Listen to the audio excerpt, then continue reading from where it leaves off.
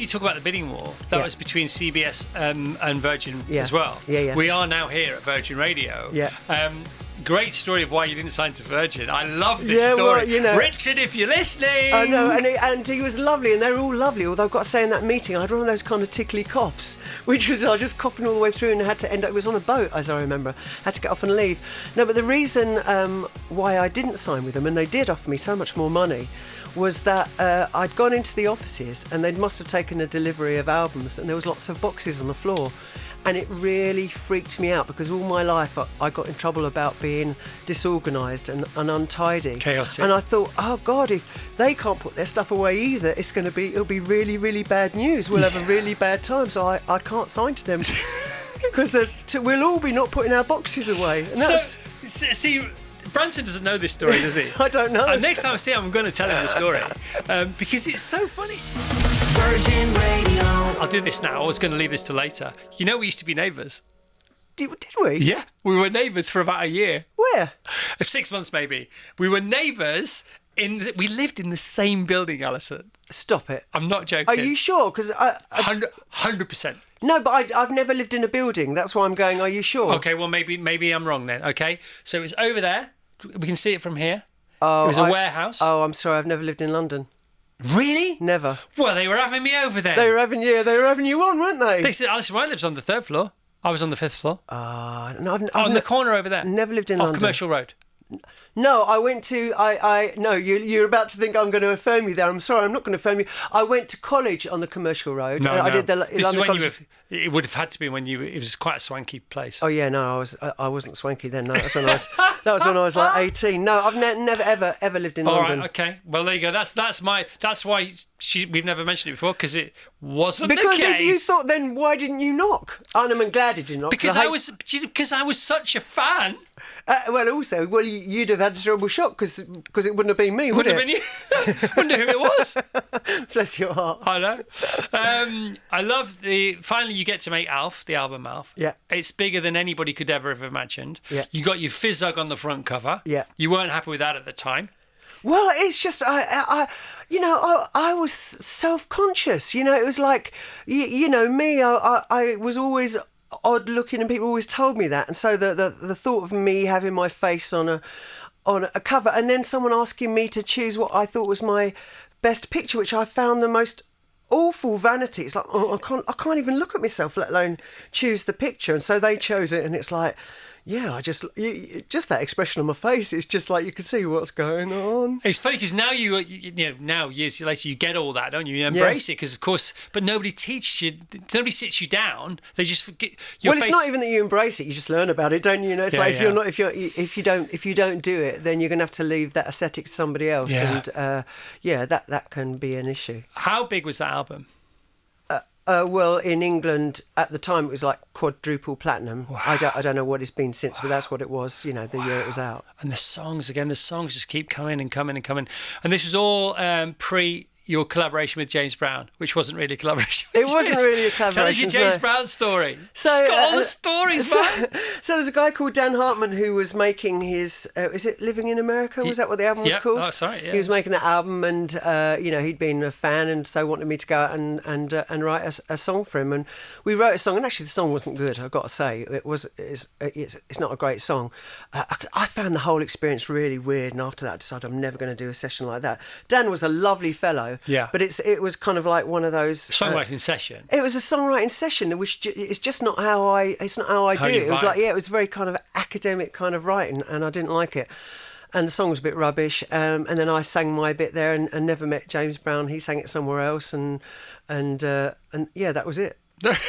What was it? Yeah. And you've never done anything like that since? That's what do they call it? Like a writer's room or something? No, like I've never that? done a writer's room. What will happen is people. I have people who often send me a lot of the way I write is people will send me tracks, and then I sit on my own and write the song to the track, or else sometimes the track comes as with Sean, who I've written with. Who you love, clearly. Yeah, and Sean's my MD. So Sean McGee, who produced the album, he's my musical MD. So we've worked for 10 years together. We've written together, and he's got a pair of lungs on him. him, hasn't he? Yeah, he's a great singer, but he knows my aesthetic, you know, so there's a lot of conversation you haven't got to have, which is really brilliant because it becomes so tight. It's awful when you've got to sit down with someone and they're presenting you with things and you're going into the negative all the time, and I feel awful for them. I hate upsetting people, and all, it's just too stressful. You get in a lot of these meetings and it becomes a binary meeting, not a creative Yeah, meeting. yeah. And it's not that you're judging the fact that they're less creative than you. It's just that it's just different. Yeah, it's just different, and it's not what you do. And the trouble is when you've been a very mainstream singer, and when you've done ballads, people sometimes have this idea of the kind of song that you like, and oh my lord, you know, some get of it them wrong, man. Well, some of them are so pants, you know. It's just like you know nothing about me, and it's like, oh, they have no idea. they were, you know, and Yeah. and when I say pants, I'm not But saying you weren't in the war. Oh, it's like, yeah, and it's just I really am not that romantic person that you think I am, you know, Yeah. and I hate being unkind, but I'm just not going to answer the door. It's much safer. So I'm glad you didn't knock with it. Oh my gosh, maybe you did live there. Maybe I did knock, and maybe you just didn't answer the door. Never. Alison. So then you have to go on tour for the first time on your own, and you put this massive band together, which is great because it's big voice, big band, wall of sound. Have a load of that, everybody. Get your value for money, and here we are, and here we go.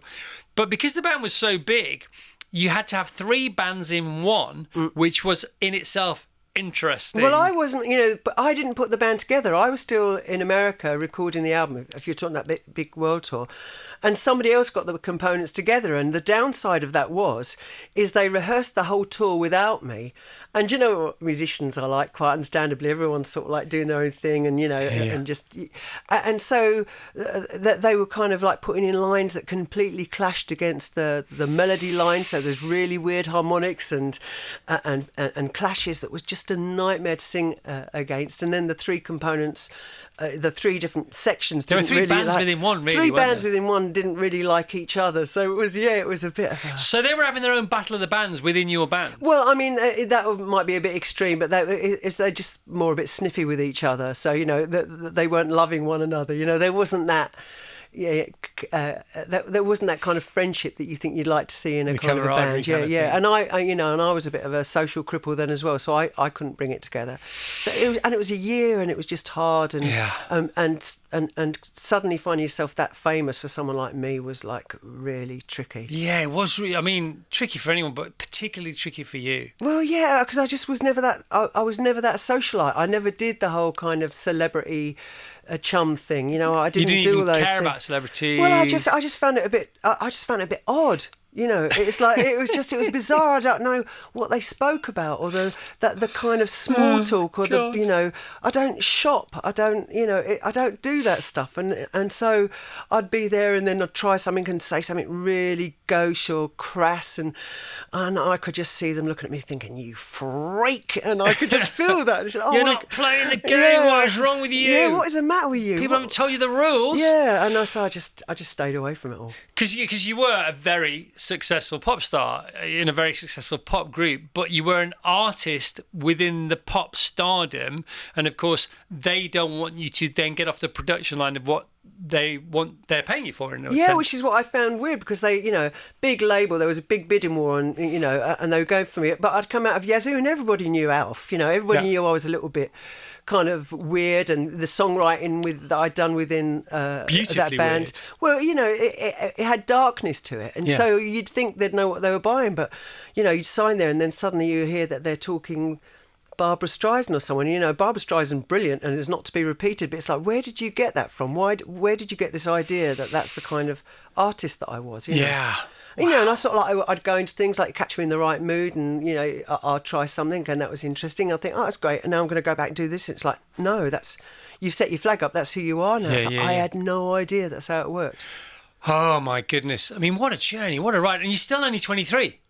No, I'm 63 now. No, back then, when I'm having a laugh. No, I know you are. I was a youngster. When you talk about the bidding war, that was between CBS and Virgin as well. Yeah. We are now here at Virgin Radio. Yeah.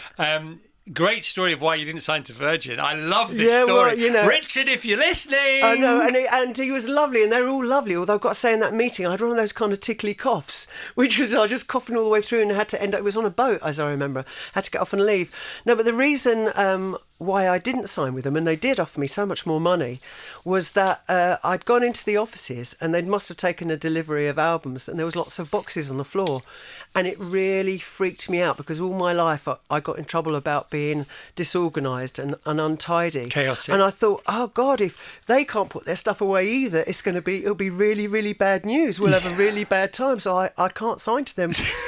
Because we'll all be not putting our boxes away. And that's, see, Branson doesn't know this story, does he? I don't know. Next time I see him, I'm going to tell him the story.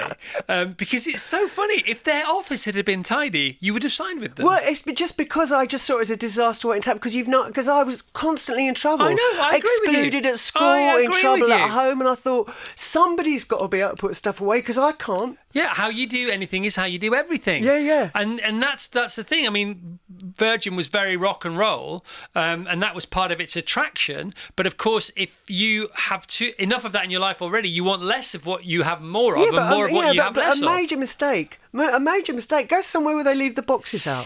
It's a much better bet. Yeah, it's funny because like when I first started dealing with old cars, I'd go to somebody's garage like this like professorial mechanic from the 60s who knew you could breathe on a car and it would sing, the engine would sing back to him. Yeah.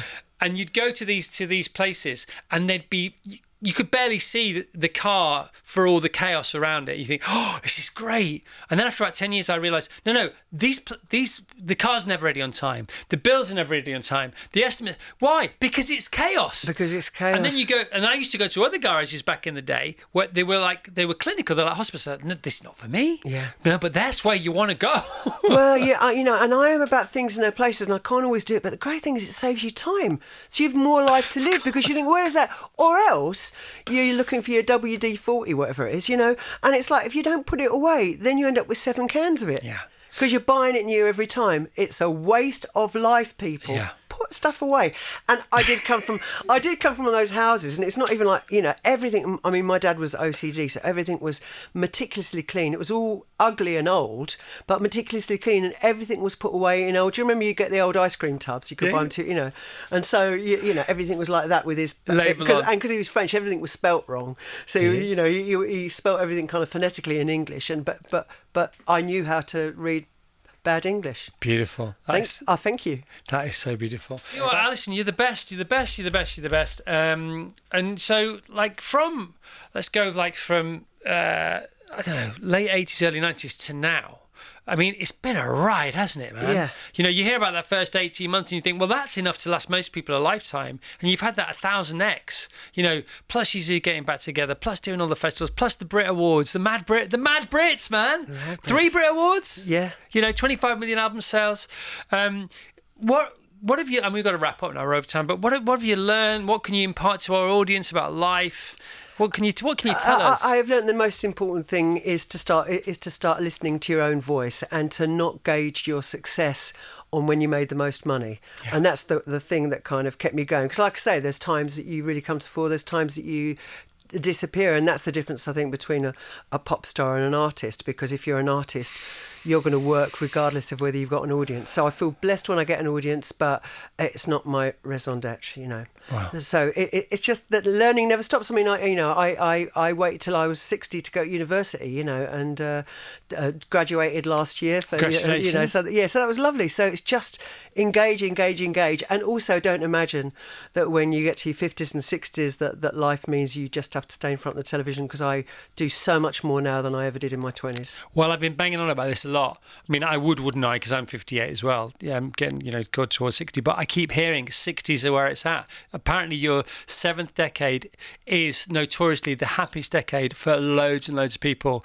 because it's not that you don't care anymore. No. It's just that you don't mind anymore. Exactly. You don't mind, and you're free of the shackles of sort of like a wider opinion. You trust your own voice. Yeah.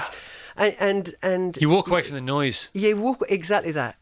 You walk away from the noise, and it doesn't touch you, and you become so inured. So the things that would hurt you when you're young, it's just like they're just interesting. They're just kind of like, that's where you are at, is it? And you don't have to carry it. You don't wear it like a coat. Well, do you know what? I felt your spirit yesterday. I get so emotional talking to you. Don't know why. I felt your spirit yesterday, listening to your music and the podcast, and it's like you were already there yesterday before you were here today. Well, thank you. Alison Way, Key is out now. AlisonWayMusic.com to go to those gigs that are sold out. Good luck, everybody. She Oasis'd us before Oasis even got out of the gate, man. Alison, we love you. Alison Way, come on, let's hear it for Alison Way. All right.